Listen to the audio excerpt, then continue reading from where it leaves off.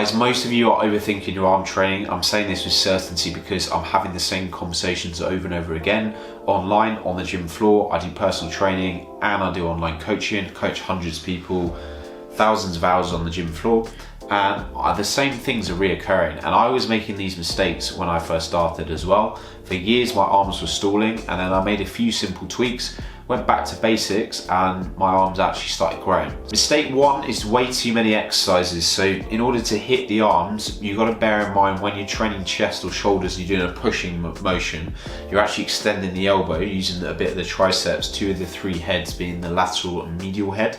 Similarly, if you're doing a pulling motion, so lat pull down rows, you're actually using your forearm and biceps a bit. So they're going to get a tiny bit of stimulus from these bigger compound exercises. Now, when you're doing your isolation exercises for arms, I would argue that you can hit all of your arms with 4 exercises, being 2 tricep exercises, 1 hammer curl, which is in a neutral grip, such as this, coming up, then a bicep curl with your palm facing the ceiling, supinated grip, holding a cup of soup, as they say. I think I got that from Greg Doucette years ago. So bicep curl, 1 hammer curl, 2 triceps. You've covered all areas of your arm in an efficient way across your week. Now, what you can do to improve your performance in terms of the weights going up in the gym quicker is spreading these exercises across your week with 48 to 72 hours between training your arms again, so that you're training them multiple times a week, but you can actually progress in the weights faster. What most guys do is just do way too many exercises. You don't need 5 different bicep curl variations. You don't need 5 tricep exercises.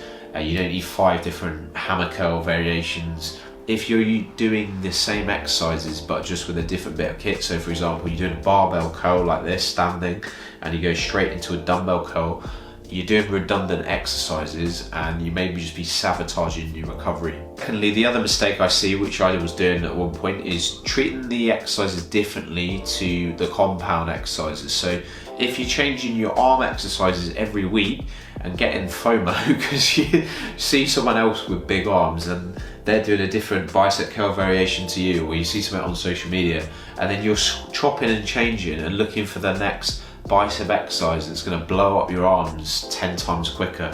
I'm afraid to say these exercises, unfortunately guys, do not exist.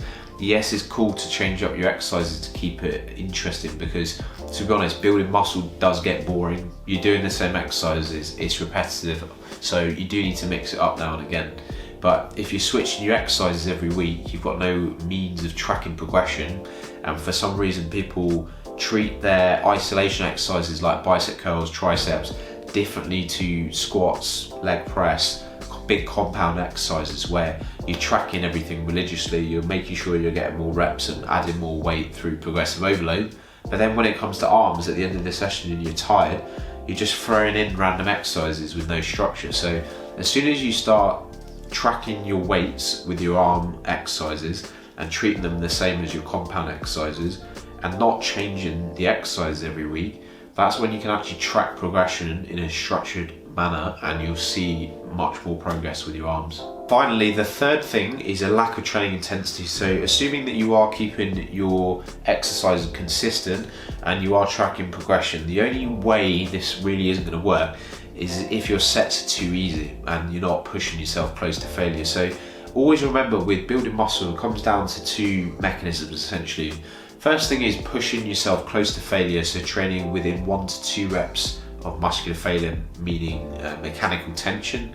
Those are the last few reps that really count for muscle growth, and that's why you need to be pushing yourself on these sets that you're tracking. So you could be going into the gym ticking off 4 sets of 10 reps, but if you could have done 4 sets of 15 or 4 sets of 20 reps, it's absolutely pointless. It's way too easy.